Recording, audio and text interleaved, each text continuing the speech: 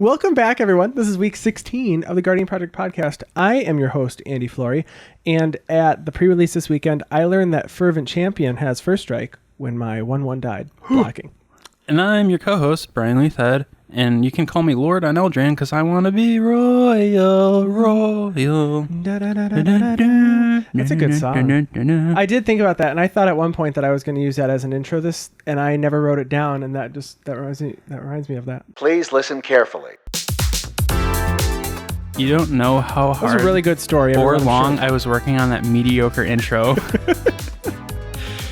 I'm sure it was a long time. Because working on these intros is sometimes real stressful. And I've had some really bad ones. Yeah, anxiety gets the better of me. I'm like, I want these people to love me and I want them to think I'm funny. Yeah, this week's was not as good as mine have been before, but it was real talk. Mine have been all pretty consistently bad, so. And this is the podcast where we talk about all things Magic the Gathering. Yes, it is. What is on the agenda?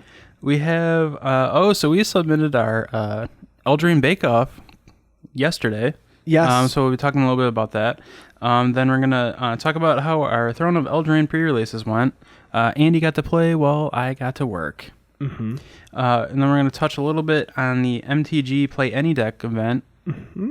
And then we're going to kind of finish up with the Fandom Legends tournament that took place over on last weekend. And before we do that, we have two quick items. One of them is we're officially on Google Play Music, so you can listen to us through Google Podcasts.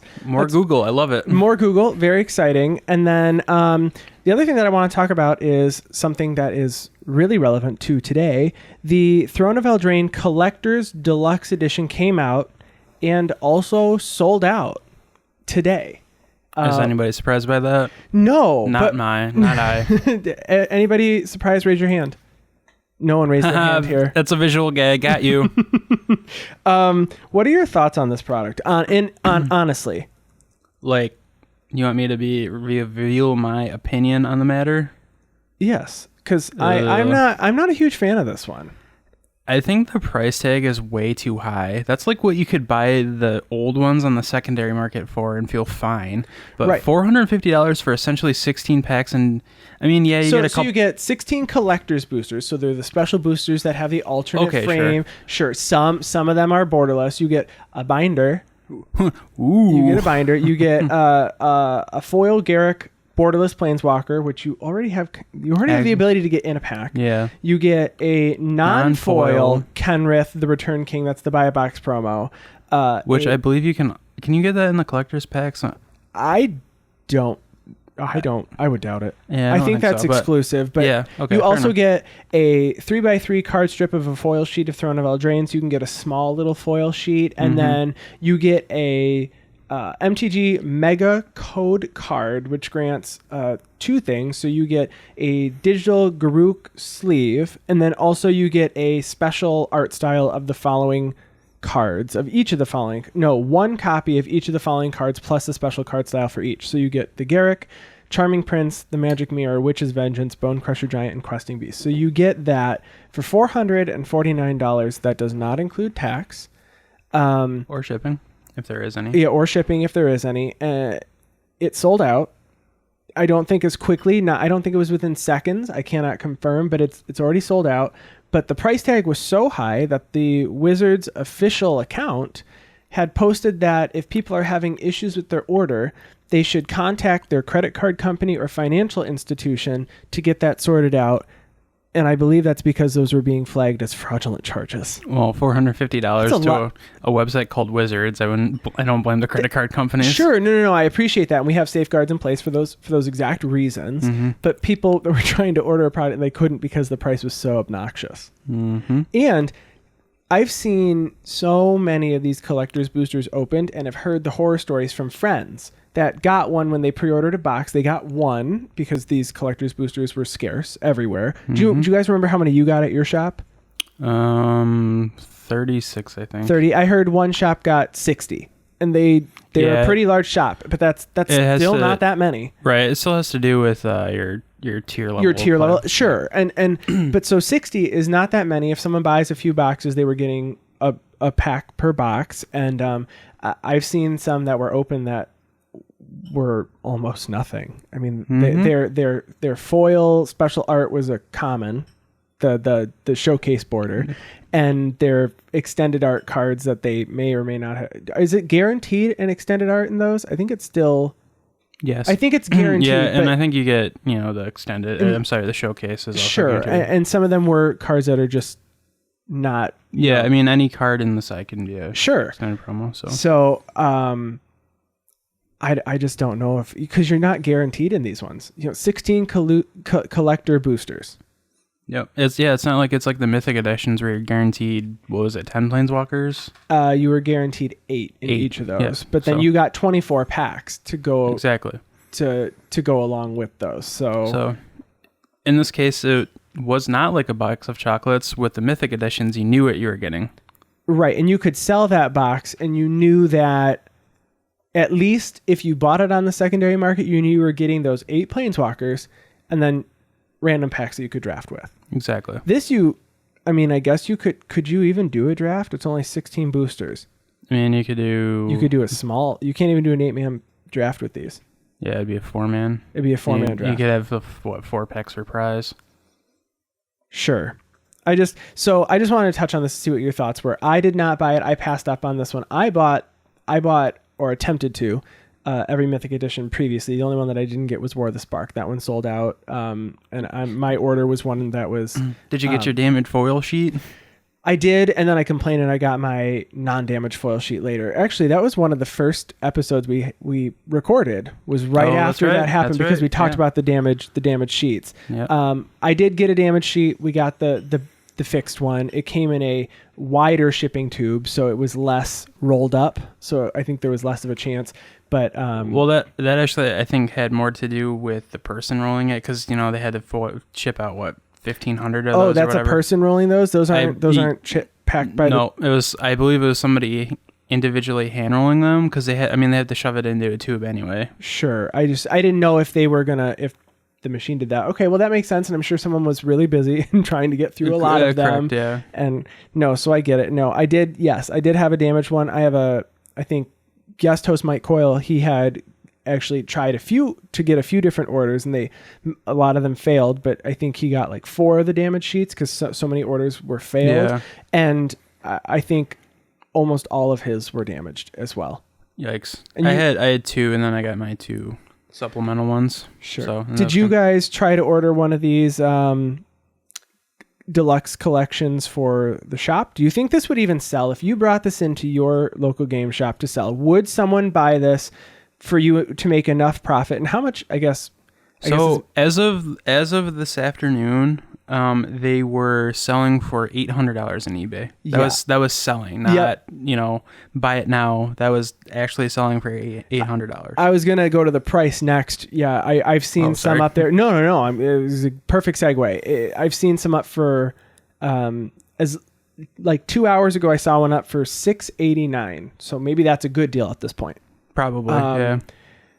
But I don't know who's buying these. But I'm assuming the thought is that if they're looking for the highest price point they can get on a special edition, bundle like this for the whales who are out there looking to buy these things. I thought at one point I might have been the target market, but clearly I am no longer the target market. I'm out now. I was willing to do the $250 for Planeswalkers and the packs because you can draft it and you're guaranteed that. Sure, yeah, and then they just look cool. And they look cool. You can use them in Commander. This I was not comfortable with, but I mean, do you think we're going to get some of these for... I assume we're going to get one with every set now. So is Theros going to be Theros. Alternate of the previous gods? Who knows if they're going to bring all the gods back? Is Zendikar going to be a bundle that's $1,000 that has guaranteed 10 expedition lands? I mean, it's the land or set. All of the Eldrazi Titans. Yeah, maybe it's got the Eldrazi Titans that... All 6 of them. That what? All 6 of them. Yeah, well, it could have 2 iterations. The two iterations of both, right? So I wonder where this is going. I am not. I'm not the target market anymore. This is just too rich for me. You've ascended from casual fan to. I thought I was the target market for these things. I was, but this one, no, thank you. So no bueno. Anyway, those I wanted to touch on those before we started. So the Great Elderaine Bake Off was really fun. So we submitted our submission yesterday. So I sent that in yesterday, and you can find that on Twitter. You can and Instagram and Instagram. We have a new Instagram account. Freshly instituted Instagram. It's so fresh. It's new and instant because. I thought you were gonna go somewhere with fresh food, like the pie we made. No, Nope. I'm not on that level of thinking today. It's been a long day. Okay. So you can check out our photos on Twitter. So we made an apple pie titled "Happily Ever After." That was Brian. Ooh. I was like, we need to have a play on words for this, and he was like, "Happily Ever After." I said, "Oh, happily ever after." So you can check that out.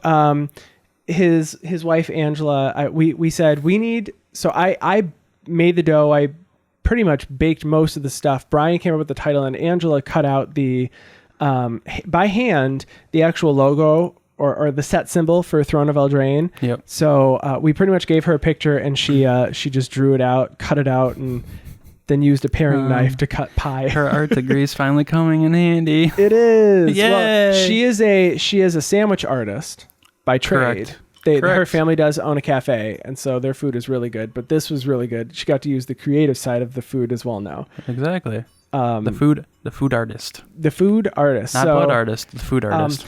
So I learned how to bake an apple pie because of magic, so that I thank you, wizards. Thanks for giving me life skills. Life skills. I had never baked a pie. I didn't know what to do, and I wasn't gonna go and buy a pie crust. Everything should have been made homemade, is what our understanding was, or come up with your recipe. So I learned how to make dough. I think the other thing we learned is making a pie is not hard. It's really time consuming because you have to. And I made the dough before Brian and Angela came over that night, because it said I have to make the dough and I have to refrigerate it for at least an hour. But then it fails to tell you that you also need to let the dough sit out and warm up for a bit, because otherwise you cannot roll it out at all. We tried punching it, taking a torch to it. It would not just, no. We just had to hold it in our hands. Yeah. And please warm up. Please warm up. We really need to get you into the oven soon, or it's going to be midnight soon. In my hands again. Sorry, I just threw 90s, dad rock. In my hands. And so, also, friend of the show, Chef Petro, was on, and he also submitted his. Sorry, we could not compete with his level of. He's a professional chef, a master of his craft and beverage, as he so humbly has said. He made a huge meal. Yeah, and he tweeted and put it on Instagram, and we shared and retweeted it. Yeah, so check out some of our stuff on our page as well, and you can find him on Twitter at Chef Petro D to see his thread. He had shots of the finished product and also the beginning, or like the actual action shots during the process, the accoutrement and the mise en place. So it looks it looks really good. You said that to impress Angela, didn't you? I did. So it looks delicious. Go tell him how awesome it looks. Go like his posts. So we had a really fun time doing that. So you can check that out and find more posts for everybody else who has participated with hashtag Eldraine Bake Off on Twitter. There's a lot of submissions. Some of them are really, really good. Yeah. I'm glad that this was actually, honestly, in my opinion, one of the better promotions that they've ever done for a set. Yeah, community engagement here is off the charts. Yeah, and it just brings up people's creative sides. It's like, Angela, who works with food and doesn't even know anything about magic, we're like, hey, we need your help. We're beginners, and she's like, awesome. I just like making food, and let's do it. She posted on Twitter, this Eldraine thing my husband and Andy do.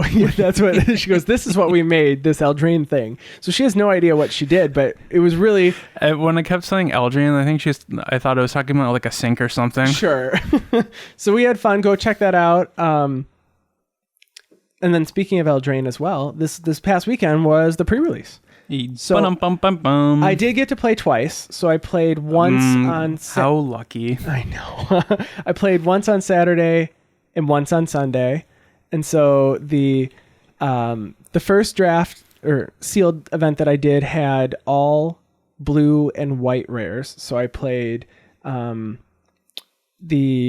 fairies that has the wish board as the adventure. You pay 4 and you get to search for a card outside of outside of the game, so you can search your sideboard. I grabbed a basic land 2 times from that because I needed lands. I was like color screwed, and I was like, I need another white mana right now, so I grabbed another land. Yeah, that's the thing about this set is the mana is super weird.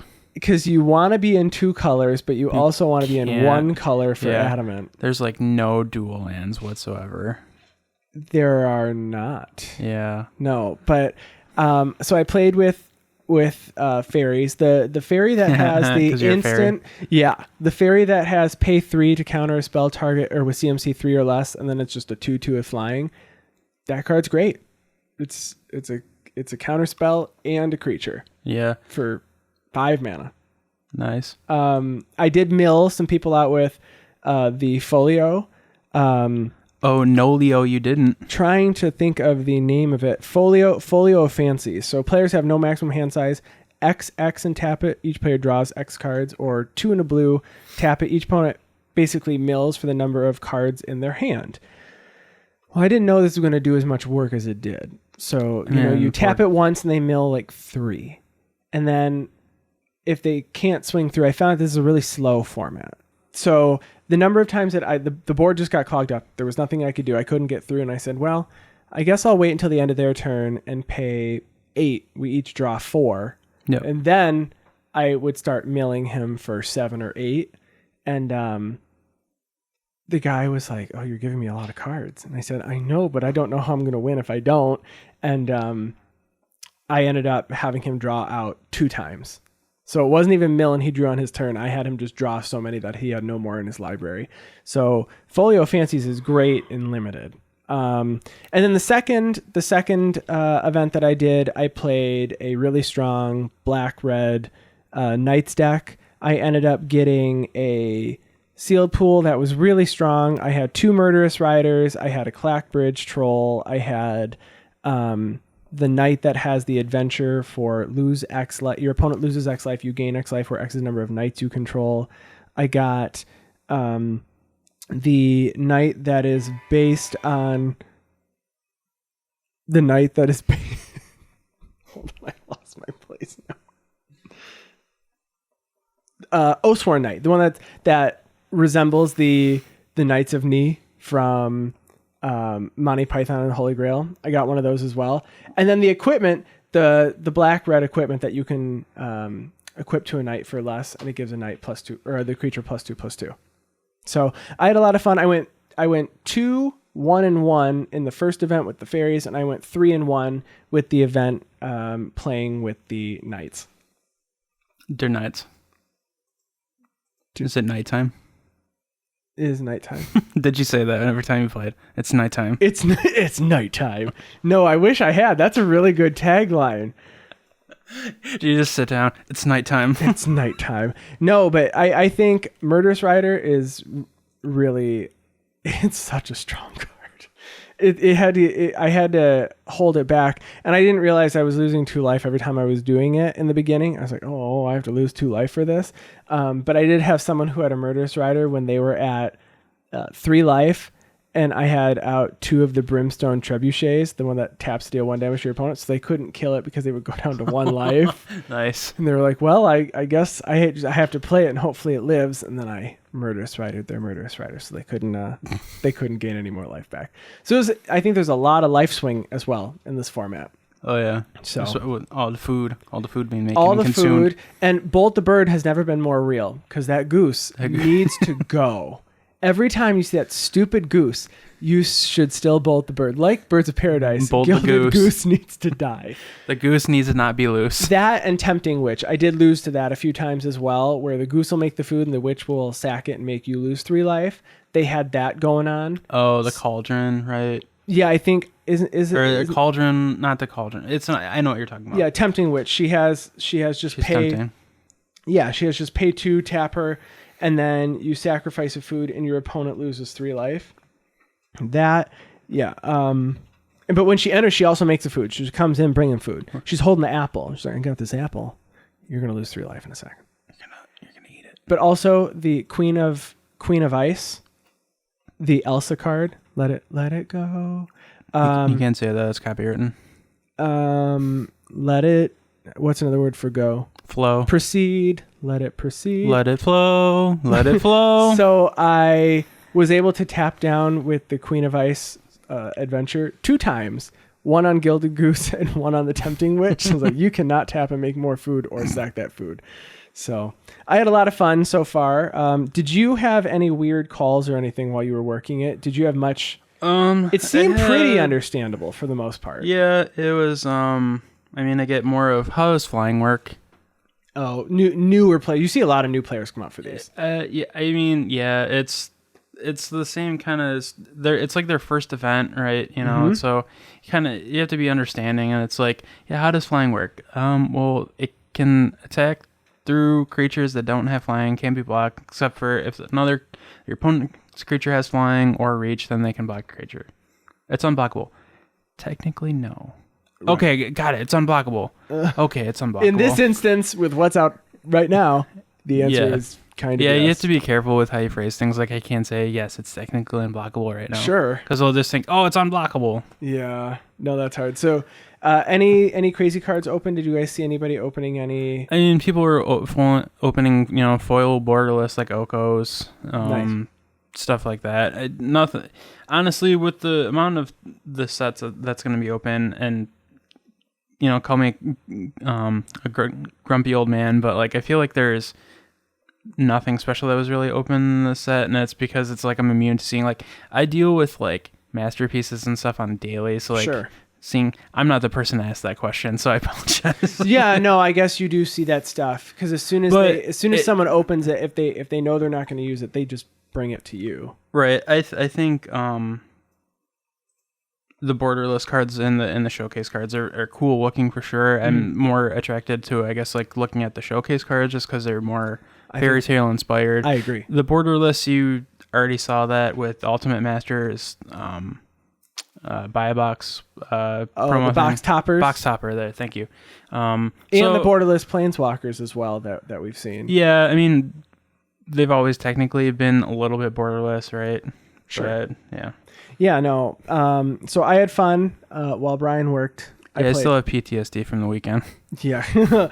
And you can get burned out. I don't do midnight pre-releases. I do on the Saturday, I like to do the 10 a.m. And then on Sunday, I generally do like a noon. Because it can feel like your whole day. If you start at midnight and then you don't wake up till 11 o'clock, you lose your whole morning if you did that midnight. It's just, I'm not about that. Yeah. No, thank you. Since Wizards started allowing us to sell product and have events as early as 3 o'clock on Friday, we just replace it with our F&M. So we do the 6 o'clock, no midnight, and then we do 2 p.m. the next day and then 1 p.m. on Sunday. So we have 3 events during the weekend. We generally tend to get a lot of repeat business of people just playing in all 3 events. Mm-hmm. But we also get people who come play from like midnight. There are some people who play literally every event that they can, and I don't see how they can do it, but that's just me.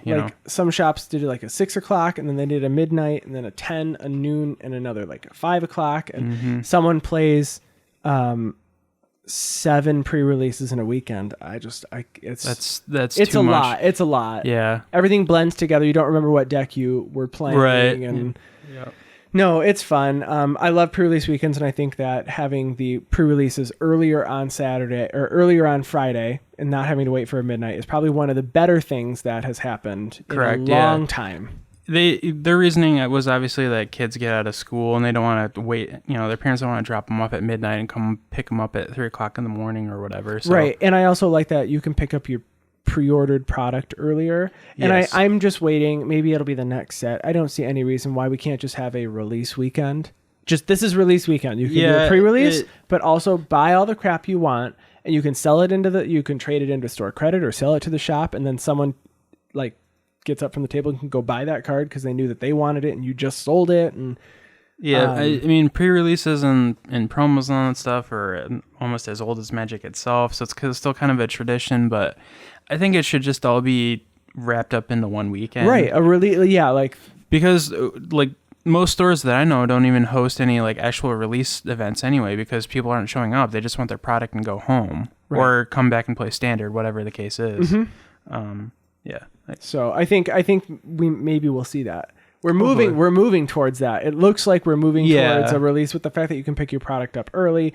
Maybe it's just a matter of time in the next year, maybe in the next year, we see, okay, coming with this set, it's just going to be a release weekend. Maybe they'll have promos if you participate, something like that as well. Yeah. Wizards is a pretty transparent company, and they sort of live or die by public opinion. So I think if we, start getting that in the works, maybe they will just switch over to release weekend. Right. And since we haven't had a release weekend, we kind of got one with the play any deck event on Arena. Ooh, good so we kind of got one. So we both participated in this. So last weekend, there was an event where you got a play set of every card that was legal and standard, and you could play up to 12 games. You can mix and match just to test out decks with cards that you obviously don't yet have or might not have had. So we both played in this event. So I'll have you go first. So what did you play, and maybe some things you saw or anything that stood out in particular that you weren't expecting? I definitely didn't.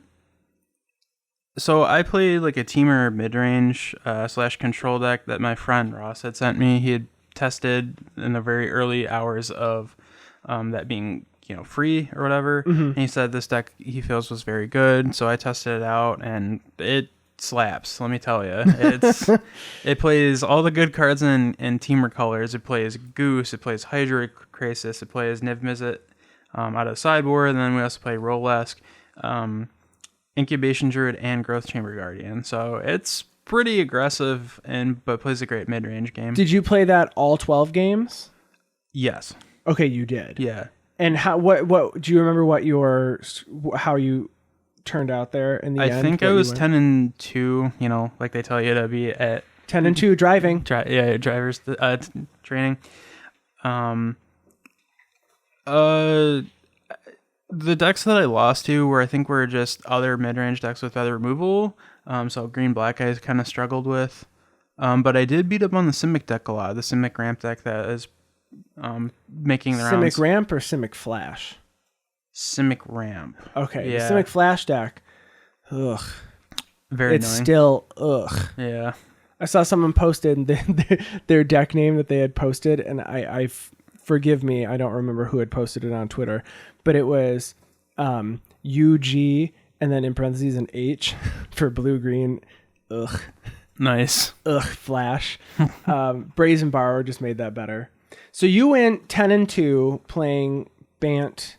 Teamer, you're right. Yep, Teamer. I went 9-3 playing Green Black, the Great Henge. So I played. Those one of my losses was to Green Black. It's not a deck that I would normally play. I found the list online. It seemed pretty standard for what I was looking at. A lot of people were talking about it. A lot of people saying if you're not playing the Great Henge, you're not doing it right. They said, drawing a card after playing a creature. What is a commander? Yeah, right. What is this, commander? That's a 9 CMC card. Yeah. But it's actually only 2 when you play it on turn 4. So on turn, I think the best play that I had was, so it plays Pelt Collectors, it plays Rotting Regisaur, it plays Questing Beast, Paradise Druid. So the best play that I had was turn 1 Pelt Collector, turn 2 Pelt Collector, and then just like a tap land. Turn 3 Rotting Regisaur. Into a Rotting Regisaur is 7/6. It reduces the cost of the Great Henge by 7, so it costs green. So on turn 4, you play the Great Henge, and it taps for green. So you have 2 open mana. And you play the Questing Beast, and it comes in with a +1/+1 counter, and you swing for 17 that turn. Well, it's ridiculous because then you Pelt Collectors got bigger. I felt like the deck was in some of the matches, it just felt unbeatable. I was like, how does your deck beat this one? Or if I was playing another deck, how do I beat this? And the answer was generally removing the Rotting Regisaur, or in response to me discarding a card at my upkeep, bouncing it back to my hand, and then I really lost. I truly did lose a card.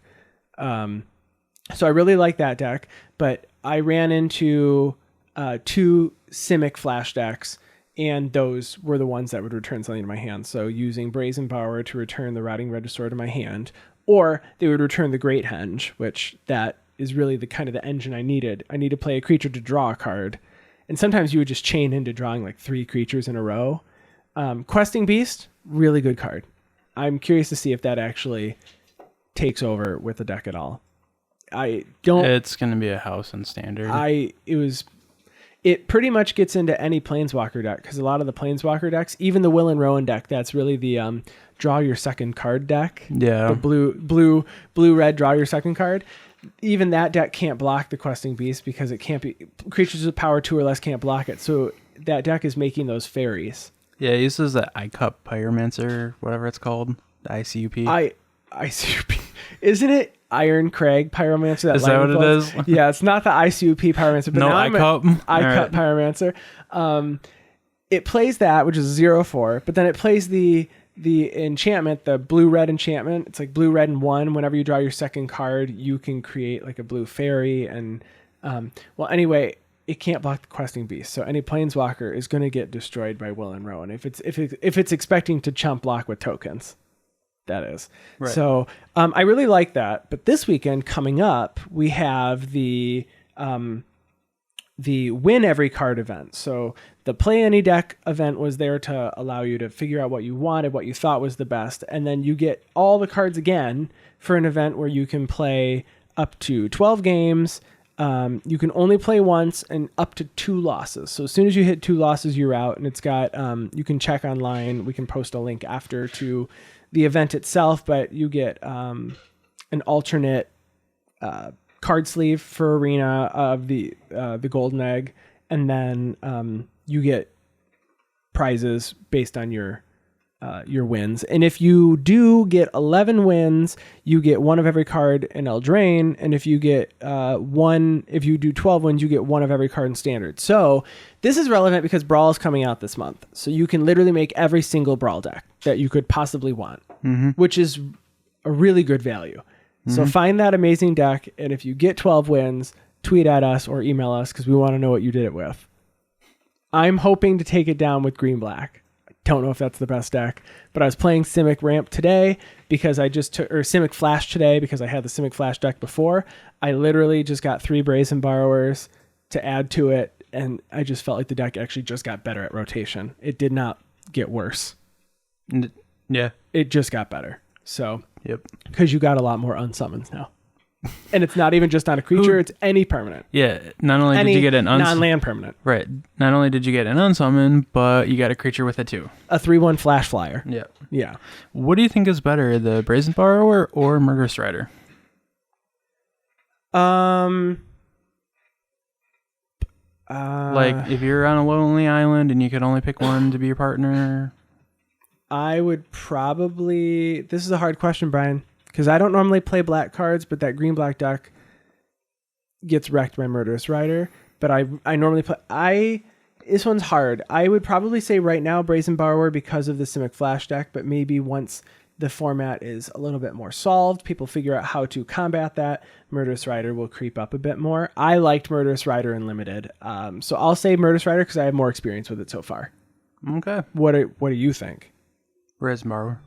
You think Brazen Borrower? Yeah, I'm have a sort of bias because I've casted Vendalion Click so many times, and it literally has the same stats, and yeah. So Brazen Borrower. Plus, it's unsummon is the best removal for blue, or best removal in blue. So why not? Yeah, because you can do it on an enchantment, on an artifact, and it's instant speed. So end of someone's turn, return something that's going to hurt you.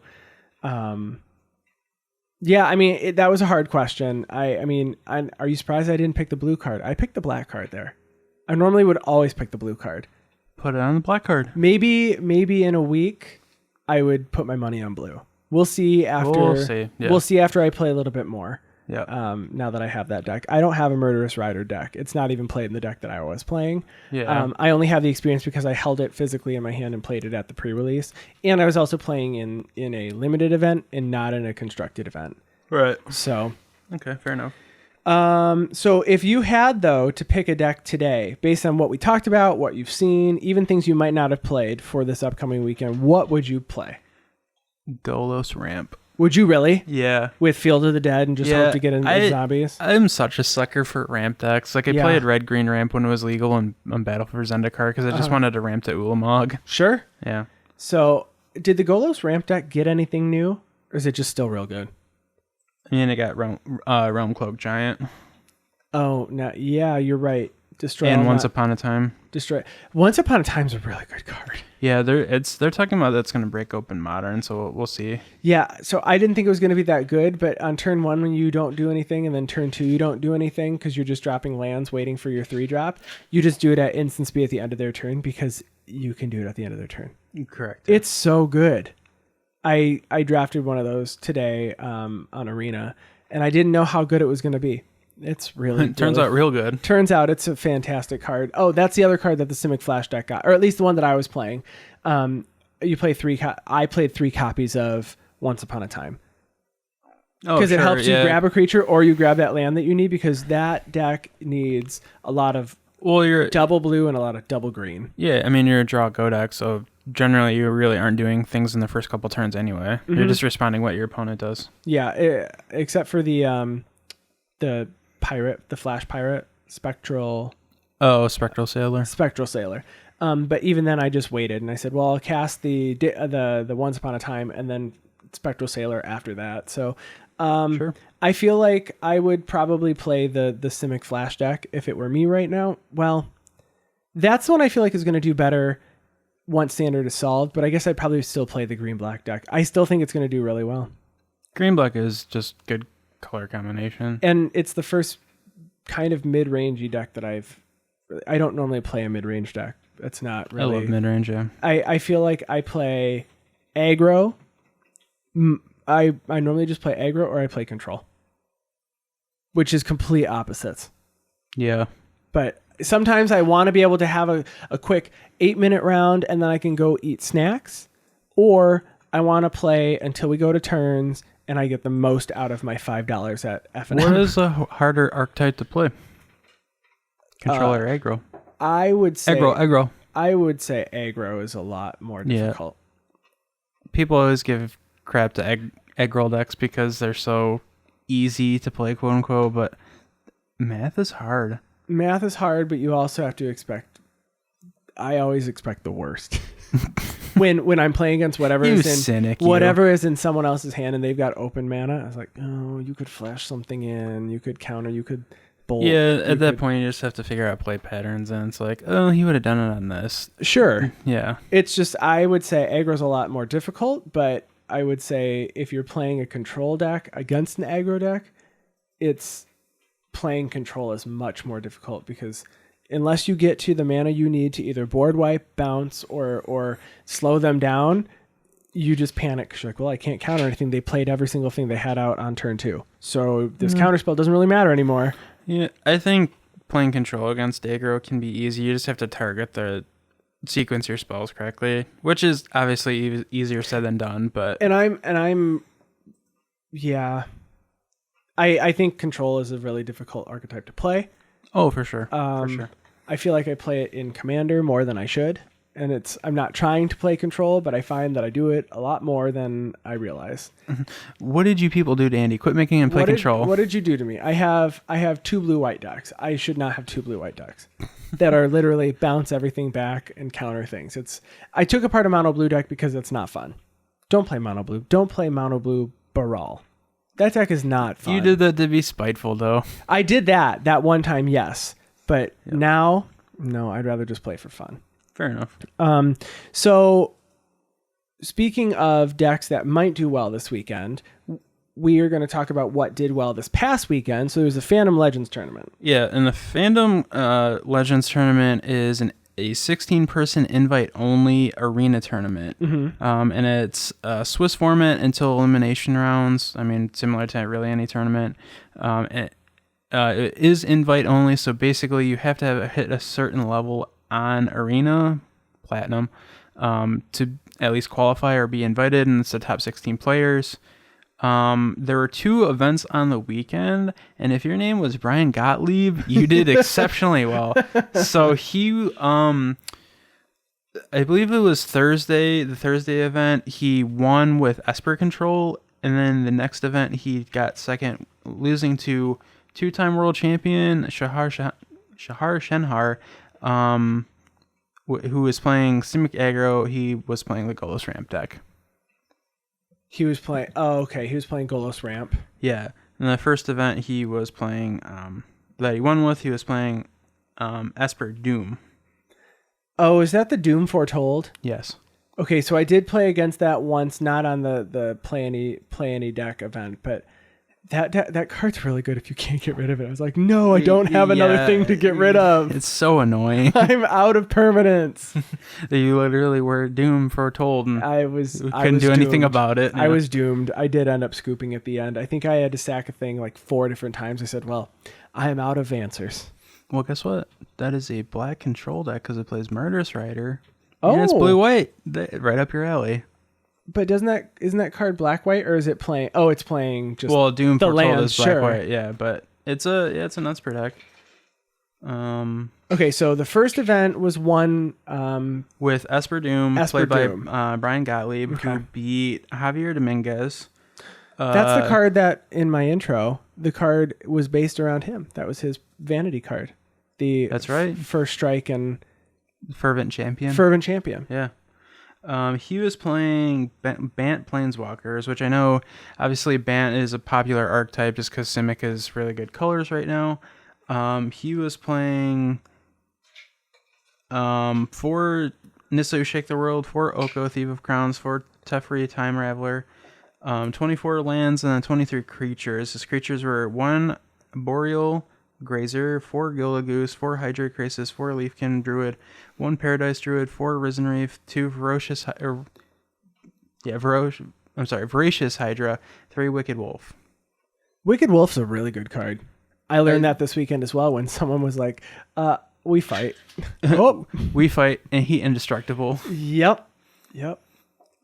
Turns out he wasn't, the 3 little pigs weren't the only thing he was blown out. Yeah, he destroyed my board. My board. Any removal you had, good game. Yeah. So he took like what seemed like with this deck. This deck kind of intrigues me a little bit. It was kind of like the old Bant value decks from Last Standard, and he had like the ramp to back it up with Voracious Hydra. Mm-hmm. It's a very streamlined deck, which can sometimes be a good or a bad thing. But I think out of the gate, this might also be a good deck to play. And then in that Golos deck, was there anything or unique about that on? It was kind of like the Field of the Dead, like Scape Shift deck, but it just was playing obviously more colors. It was playing gates. Oh.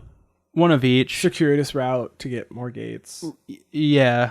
Hold on, let me pull it up again.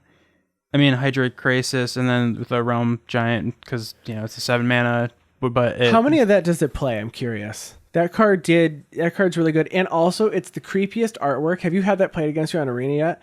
There's a giant arm that looks like the size of it's like the whole screen. The screen and it like squishes everything and then pulls its hand back. That's fantastic. It would probably scare the crap out of me at like 3 o'clock in the morning. I had no idea what was happening, and then I realized they were playing the spell part, and it squished everyone.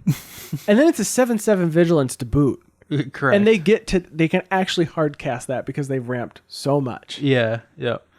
It plays 4 of those guys. Oh, 4. Okay, that makes sense. So its creatures are 4 Arboreal Grazer. I know I'm probably mispronouncing that. No, that's is that the one that has flying and they have to pay to attack you? Is that one? No, that's the one when it enters the battlefield, you can put a land from your hand untapped. Oh, you're right. Yeah, I'm thinking a completely different card. 4 Hydrate Crisis, because why not? That's like best creature in Standard, in my opinion. Then for the giant, 4 Circuitous Route, 4 Growth Spiral, 4 Once Upon a Time, 4 Teferi, and then 28 lands, 4 Field of the Dead, 2 Fabled Passage, which I would actually buy into that card. In real life? Yeah. It's pretty good. I have 2. It's almost as good as Prismatic Vista, and that card's $30. And if you get it late game, it's a untapped Evolving Wilds. Correct. And you don't have to pay life for it. Well, you don't pay life for Evolving Wilds. I guess Prismatic Vista. Well, I was making more Prismatic Vista, but yeah. Card will be expensive in the future. Just know. Oh, correct. Yeah. In my opinion, it will be. And also, in my opinion, that agrees with your opinion. Well, we're just 2 opinionated fellows over here. Yeah, so I guess those are some of the early results. Yep. I'm interested to see what happens. I don't think the format is necessarily solved, but the format is not officially out in paper yet. So, but with these play any deck events, people are actually getting a shot to play with them before the actual paper set comes out. So, I guess we'll see if maybe this is going to be a standard practice moving forward on Arena. I said standard practice. Standardized testing. I don't like standardized testing, but this is standardized testing, isn't it? It is. Yeah. I think that it gives them a chance to play with cards that they wouldn't normally play with, especially because it's free. Well, yeah, and then it gives them an idea of what they want to play, so they don't have to wait till, a Star City or a Grand Prix to determine what they want to play. They can just go out and buy it from week one. Sure, and if they're a new player, they can figure out what they even like to play for free. Yeah. Everybody says to start a player in red just because it's easiest, quote unquote, but it's just like this gives them an opportunity to, diversify. And I would argue red is not the easiest. I would say green is easier to learn how to play. My opinion again. Okay. If you don't have a ton of shocks and lightning strikes and bolts, it's not that easy of a format, especially right now where we're dealing with what's the mono red creature that gets counters on it when you cast a red spell?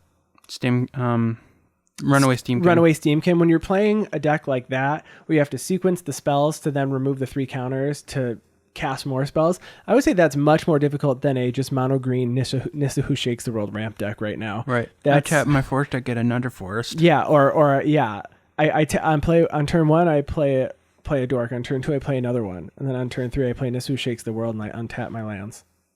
I hope I win. That's much easier to sequence, in my opinion, than it is to do a mono red deck right now. Sure. But I think it gives people a...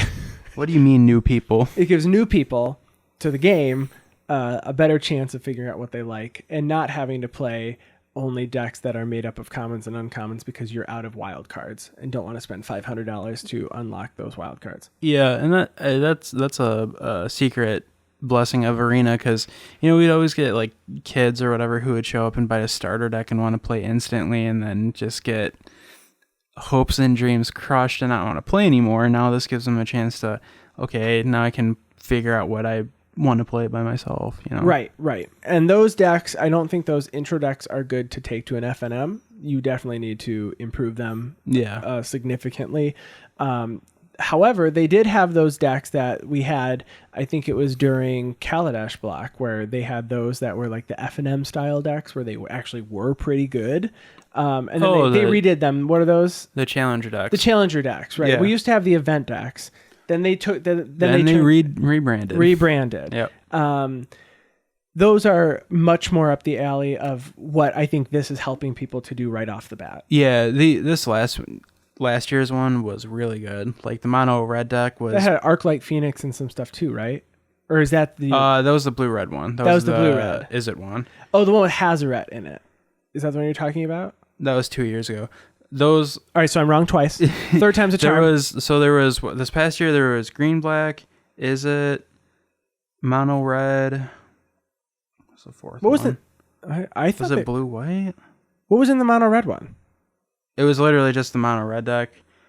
Oh. Minus it didn't have Rekindling Phoenix and Risk Factor. But it had Goblin Chain Whirler, didn't it? It had Goblin Chain Whirler. Okay, I remember this. It's all coming back. It had Runaway Steamkin and Experimental Frenzy. Yeah, you had some good staples there to kind of just start out with. Yeah, you basically had the entire mono red deck just minus a couple sideboard cards. Yeah, minus few sideboard and the actual just redundancy of having play sets of some of them. Yeah, so those actually boosted our FNM numbers. Did it? Yeah, because kids can, here's $20-$30, whatever it was, and I can actually play a decent standard deck. So right. Well, I'm interested to see where the format goes in the future. Obviously, I'm sure we'll see some stuff pretty quick. Yeah, it definitely seems to be a slower format. Yep. Timely spells, timely sequencing would be important. Yeah. So we'll check back in after this weekend and see what how everybody did, and we'll see how each other did on the Win Every Card event. But I think that's it we have for this week. Is there anything else that we did not cover? Oh, you know what? One thing is Command Fest Chicago is coming up in the next couple of weeks. I will be there. I know, Brian, you're not able to make it. It was too short notice. Yeah. So sad. If you're there, feel free to come find me. I'll talk a little bit more about that as we're getting closer. So that is the weekend of November 1st through November 3rd. So I will be there playing some Commander. They've got a ton of events, Two-Headed Giant. There is a sort of a sealed kind of event, and I have to look up some more details on it, but it looks like they're trying to explore some other options of Commander along with some of the constructed types of formats we have today, but bringing them into the format of Commander. Awesome. They'll likely do very well with that. And I know that the same weekend, there's also Command Fest Seattle. And then a little bit after that, there's Washington Command Fest DC. Yeah. Yeah. So it's the first. This is the first time. So I'm going for the first. We'll see how it goes. I'm assuming there will be a lot of turnout. Chicago's a huge city. It's pretty central to a lot of areas. So if you like Commander, come hang out. But that's it. So if you would like to contact us, you can find our podcast on Twitter at Guardian Pod. You can find me at ATFlory. And me at Ballerman Cometh. Also take a look for hashtag Guardian Project Pod to find our posts and episodes. We do like to hear from you, so send along your comments and any topics you'd like us to talk about, and we'll go over them on the next episode. And then you can also email us at guardianprojectpod@gmail.com. And that's about it. Signing off. Bye. See ya. All 4 already? Nice.